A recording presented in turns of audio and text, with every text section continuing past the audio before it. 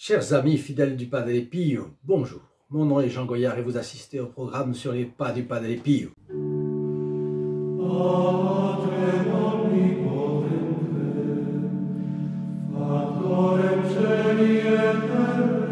Voilà, nous voilà contents de voir de la lumière au bout du tunnel du Padre Pio. Il souffre de plusieurs manières. Depuis 1919, ce sont les difficultés dues à la campagne de presse, puis campagne de calomnie, puis décision de l'ordre, des dirigeants de l'ordre et surtout du Saint-Office contre le Padre Pio. Et nous allons voir un petit peu là les dernières péripéties difficiles. Nous sommes en 1931, le 31 mars. Le père Raffaele de Sant'Elia Pianisi, vous le savez, c'est celui qui est un proche du Padre Pio et supérieur du couvent de San Giovanni Rotondo. Il est convoqué à Foggia par le provincial. On l'informe qu'il va être remplacé à la tête de la communauté de San Giovanni Rotondo par un religieux venu de Milan, nommé directement par le ministre général de l'ordre à Rome, le ministre général des Capucins. D'un côté, il est de tradition que le gardien du couvent soit élu, et deuxièmement, que ce soit quelqu'un de la région. Et là, ce sont deux choses qui heurtent cette tradition. La nouvelle, qui devait être gardée secrète, jusqu'à la venue du nouveau supérieur, se répand très vite hors des murs du couvent. La population de San Giovanni Rotondo entre en ébullition. Le transfert de Padre Pio aurait lieu, soi-disant, au même moment, et il serait envoyé, comme je vous l'ai dit, en Allemagne. Ouh, l'ébullition. Aussitôt, une garde du couvent est une nouvelle fois organisée, mais cette fois-ci, des équipes sont formées, armées de serpettes, de faux et de haches.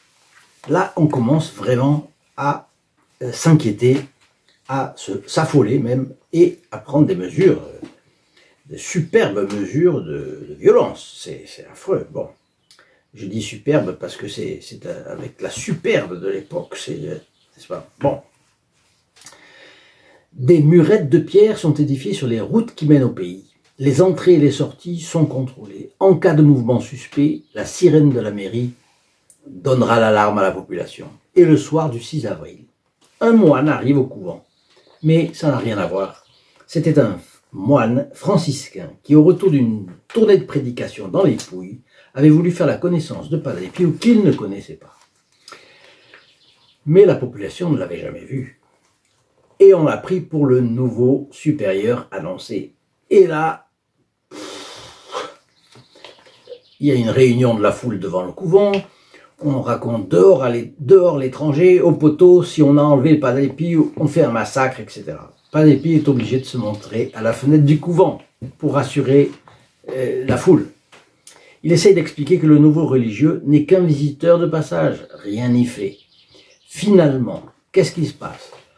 On trouve un poteau électrique qui devait être placé quelque part le lendemain, et on s'en sert comme d'un butoir, on force la porte du couvent et la population rentre dans le couvent. Devant l'inscription clôture, les femmes s'arrêtent. Heureusement encore. Mais les hommes montent jusque dans le corridor. Et là, qu'est-ce qu'ils voient? Une chose à laquelle ils n'étaient pas préparés. Le Padre Pio est allongé par terre. Ah! Il les apostrophe avec toute sa force. Et il leur dit: « Que voulez-vous ? » « Père, nous voulons le religieux qui est arrivé aujourd'hui. Nous ne lui ferons aucun mal, mais nous voulons que vous nous le remettiez, car il est venu pour vous emmener. »« Repartez, vous dis-je. C'est un de nos confrères qui est venu pour parler avec moi, et nous ne le remettrons à personne. Mais nous vous promettons que nous ne lui ferons pas aucun mal. » Et Padre Pio plus que jamais décidé. « Je vous dis de repartir tranquille, mais si vous voulez entrer dans le couvent, vous devez passer sur mon corps. » Alors, tout le monde s'arrête. Et après moult tractations, je crois 2h30, chacun rentre enfin chez soi, sauf une centaine d'hommes qui continuent à monter la garde sur la place, au cas où. Vous voyez là, ils se sont mis à l'action. L'incident est grave, parce que on a forcé la porte du couvent. Bon. Donc les supérieurs demandent une relation bien précise des événements. Mais là-dessus s'ajoute quelque chose. Un grand quotidien romain, vous voyez une autre fois, comme en 1919, Il Resto del Carlino, je ne sais pas ce que ça veut dire, publie un long article sur le frère consolateur et ses miracles. Le journaliste raconte une visite du Padre Pio. Il décrit les pèlerins venus chercher refuge sous les ailes d'un saint, et les femmes et les hommes qui se pressent pour pouvoir baiser la main ou l'épaule visiblement sanglante de Padre Pio. Bon, en réalité, ça n'a rien à voir. Pourquoi? Parce que depuis 1923, le Saint-Office a demandé que le Padre Pio s'abstienne de tout contact avec les gens, et de fait, il ne recevait plus les fidèles, sauf en confession. Le journaliste, par goût du sensationnel, a desservi de la sorte le Padre Pio. Donc, l'émeute populaire de cette nuit du 6 au 7 avril, et puis cet article de presse, évidemment, ont pesé négativement. Et le Saint-Office, le 13 mai 1931, prend une décision de plus. Au Padre Pio sont enlevées toutes les facultés du ministère sacerdotal, excepté celle de célébrer la Sainte Messe, mais seulement dans les murs du monastère, en privé, dans la chapelle intérieure et non dans l'église publique. Voilà ce qu'on apprend au Padre Pio. Que soit faite la volonté de Dieu, se contenta de dire le Padre Pio quand on lui communiqua l'ordre du Saint-Office, et il se mit à pleurer. Ça veut dire qu'il ne peut plus célébrer la messe en public, il ne peut plus confesser, il ne peut plus même voir les fidèles. Donc, malgré tous les avantages, c'est-à-dire, on a vu que l'évêque du lieu n'était pas bon, on a vu que les chanoines du lieu n'étaient pas bons, ils ont fini par être expulsés, eh bien, vous voyez, là, ça continue. On est en 1931, et il y a des gens qui s'activent au Vatican pour condamner le Padre Pio. Le Padre Pio ne même pas enseigné au petit collège attenant au monastère. Et il faisait la direction spirituelle. Finalement, prendre ses repas avec la communauté, dire l'office en communauté, ce sont les seules activités conventuelles qu'on lui permet désormais d'avoir. Il est bien, selon ses propres termes, un prisonnier innocent. Pendant 2 ans, le Padre Pio va mener cette vie de reclus. Et ce qui lui causera le plus de difficultés, le plus de peine, vous le savez, c'est d'être privé de confesser. Parce que là, on lui entrave sa mission. Il a été envoyé sur terre par le bon Dieu pour cela, et il le sait. Mais ça... Bien, alors, il y a eu un livre qui a été publié.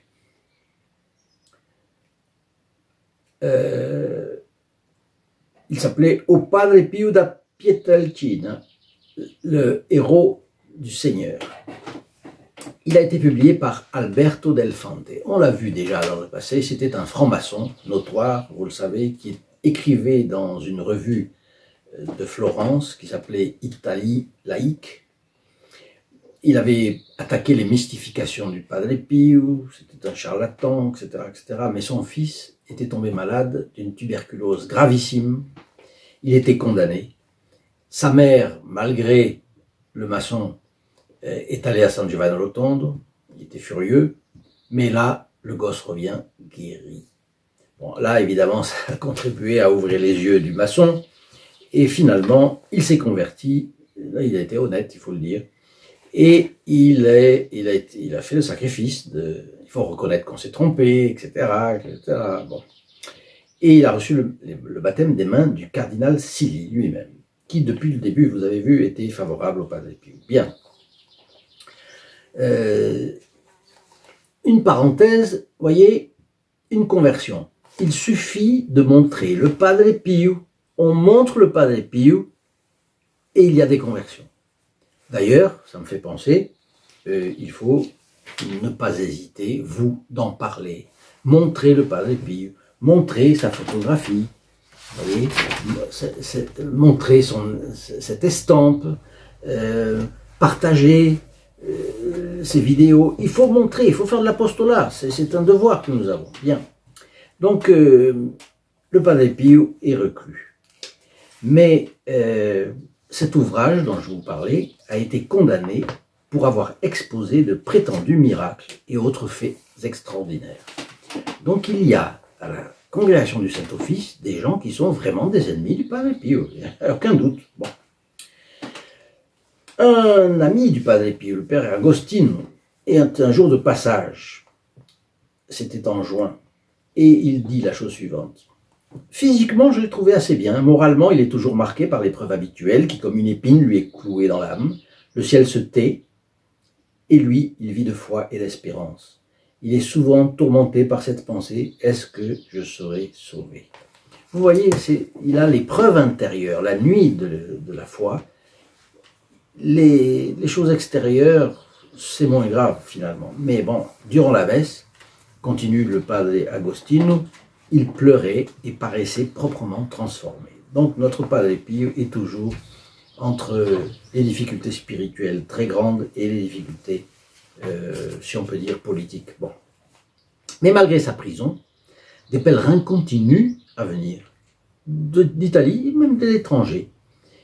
Pendant toute la période de ségrégation, dit le supérieur du couvent, le père Raphaël, pendant toute la période de ségrégation du Padre Pio, de nombreux groupes d'étrangers venaient à San Giovanni Rotondo et se recommandaient à ses prières. Il est vrai qu'ils ne pouvaient ni le voir ni lui parler.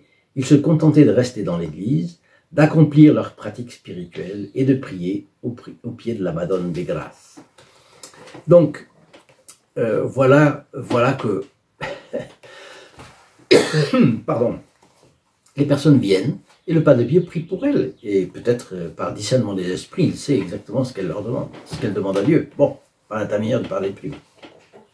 Et le Padre Pio dit une chose très intéressante. Un jour, il raconte à un de ses confrères, j'ai lu toute la Divine Comédie de Dante Alighieri, qui est connue comme étant une des œuvres d'art les plus belles au monde. C'est une œuvre de littérature, mais elle embrasse tellement de choses, tellement de belles choses, qu'on la considère comme la plus belle œuvre d'art qui ait jamais existé.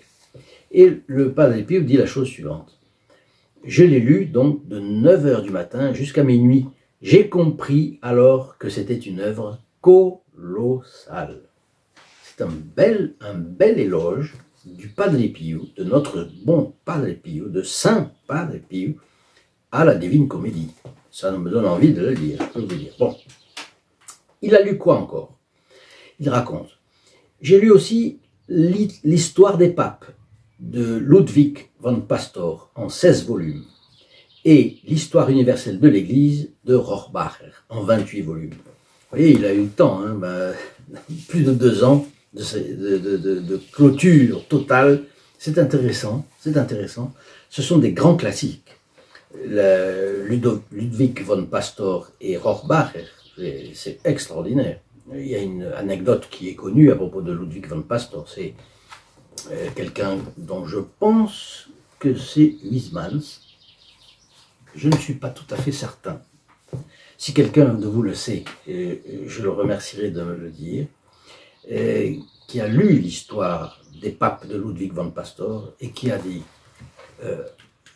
vraiment, Huysmans était gnostique, maçon et tout.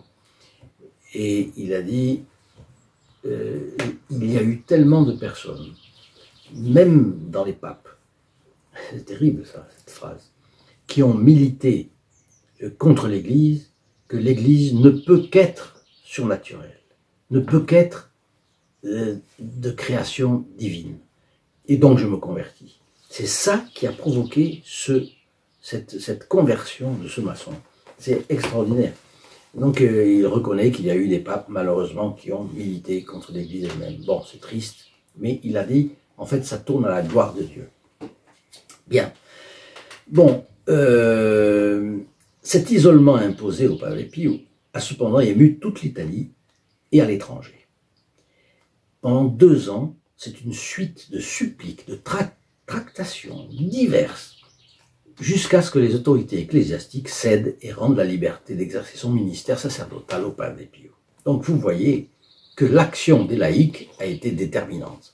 Vous me direz, bon, mais ça c'est faire de la polémique, etc. Oui, mais dans un cas exceptionnel, parfois, dans un cas comme celui-là, bon, qu'est-ce que vous voulez faire?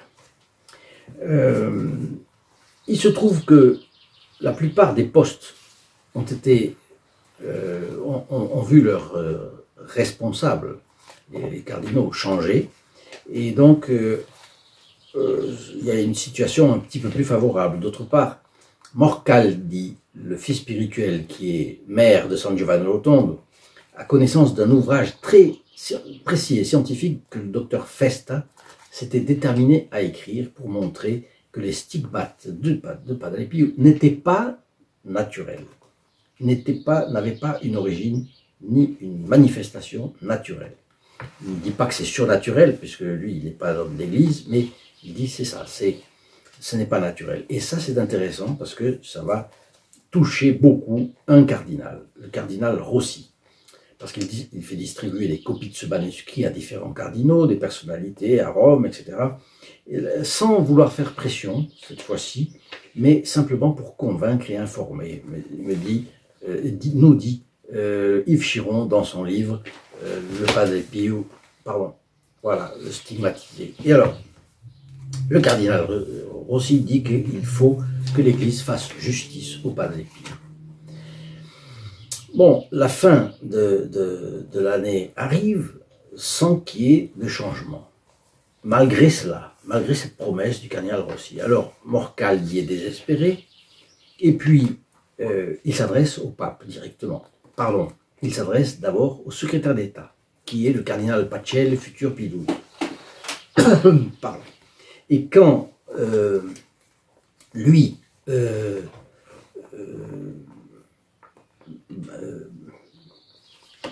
Brunato, qui lui se faisait fort de publier des documents compromettants sur les affaires périphériques au cas du Padre Pio, c'est-à-dire concernant l'évêque, les chanoines et puis d'autres choses encore, si la libération ne se faisait pas, ça c'était le côté pression. Le côté pression était fait par le bouillant Brunato, et dont le fils fait des conférences encore aujourd'hui, je l'ai vu sur YouTube, bon, mais enfin, en tout cas, tout ça fait que beaucoup de gens s'émeuvent et veulent que les choses changent vraiment. Et lui, Padre Pio, lui, s'était tu.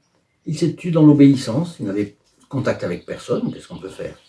Mais vous voyez que les laïcs, à plusieurs occasions, se lancent dans l'action.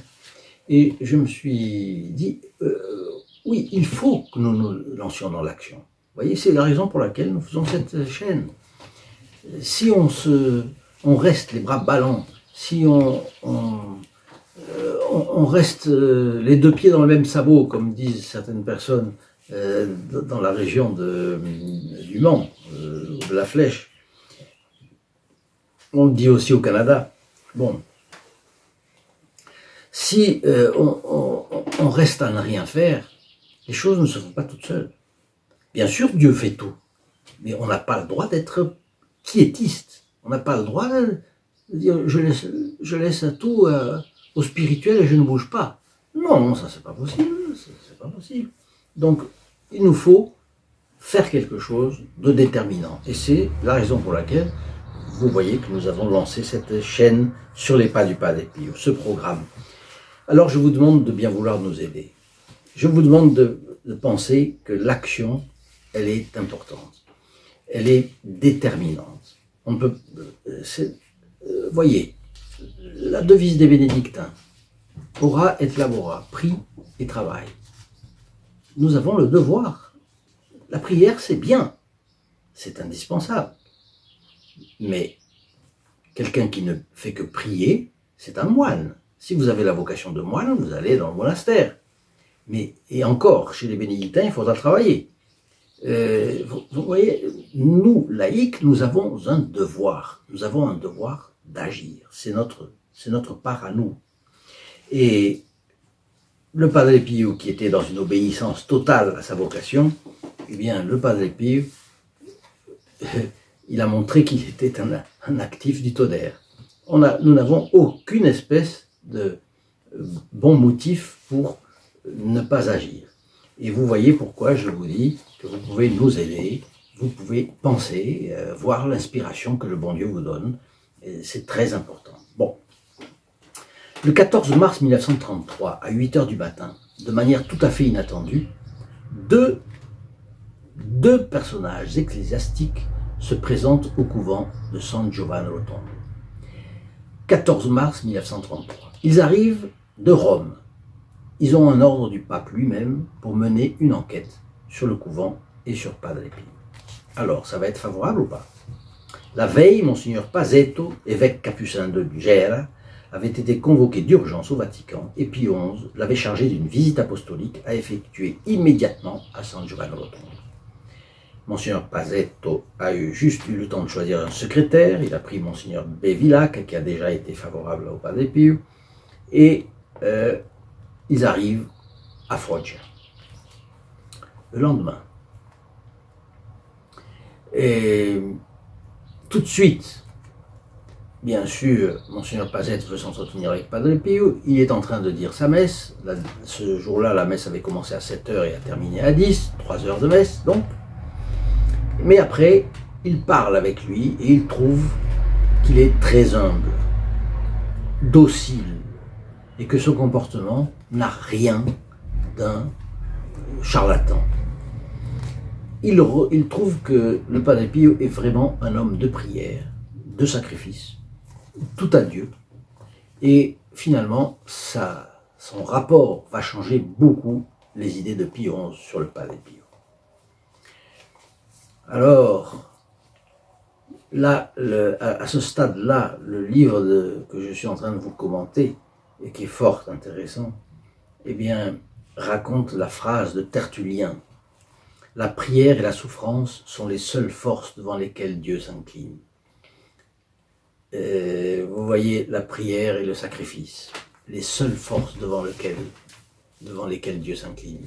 Dieu ne s'incline pas contre le chantage, mais la prière et le sacrifice. Et c'est la raison pour laquelle, dans l'évangile, notre Seigneur disait à ses apôtres, il y a des démons qui ne s'exorcisent que par la prière et le jeûne. Alors là, on voit, il y a eu d'un côté l'action des laïcs. Mais si l'action des laïcs a marché, c'est parce qu'il y avait aussi un Padre Pio pour souffrir. Voilà une chose que je voudrais relever et vous dire que finalement, vous pouvez faire les deux, l'action et le sacrifice, et la prière. Mais une action qui sera un sacrifice. Vous voyez, de chez vous, de votre table de travail, tout simplement, avec quelques clics, vous pouvez faire beaucoup pour cette chaîne. Et en particulier, pensez qu'il y a un groupe, le groupe des protégés du Padre Pio, ceux qui vont recevoir notre livre sur le Padre Pio, gratuitement d'ailleurs. Et eh bien, ce que je voulais vous demander, c'était si vous pouviez penser, envisager de généreusement faire partie de ce groupe. C'est-à-dire prier pour les autres membres de ce groupement, le groupe des protégés du Padre Pio, prier pour eux. Les mérites des uns se versent sur les mérites sur les âmes des autres. Vous serez soutenus comme cela. Deuxièmement, vous aurez la messe. Vous avez la messe de tous les vendredis à midi pour vous, pour ce groupe. Et c'est extraordinaire. C'est une source de grâce qui est énorme. Énorme. Et puis, vous aurez les bénéfices évidemment, le plus grand bénéfice, vous savez qu'est-ce que c'est? Le plus grand bénéfice, ce sera de faire un sacrifice régulier pour cette chaîne. Je dis que c'est un bénéfice parce que je vous l'ai déjà dit, ce qu'on donne au bon Dieu, il vous le rend au centuple. On dit toujours, la Sainte Vierge, pour un œuf que vous lui donnez, elle vous rend un bœuf. Et le Padre Pio, eh bien, il fait la même chose. D'ailleurs, ce qu'on donne au Padre Pio, c'est aussi à la Sainte Vierge qu'on le donne, et au bon Dieu. Donc vous voyez, ce que je voulais vous demander, c'était Si vous pouvez envisager cela, eh bien, je crois que nous ferons cause commune et que nous ferons progresser énormément la cause de notre bon Padre Pio, que nous aimons tellement. Alors, ce que je voulais terminer à dire, c'était, n'hésitez pas de mettre votre like, de partager cette vidéo, et puis mettez vos commentaires, s'il vous plaît. Cela m'intéressera énormément. J'ai déjà beaucoup de commentaires que je vais vous commenter dans la prochaine séance de commentaires. Vous allez voir, il y a des choses très très intéressantes. Je vous souhaite une très bonne journée et je vous souhaite surtout une série de grâces énormes de la part du Padre Pio. Au revoir. In nome del Padre, del Figliolo e dello Spirito Santo, e così sia.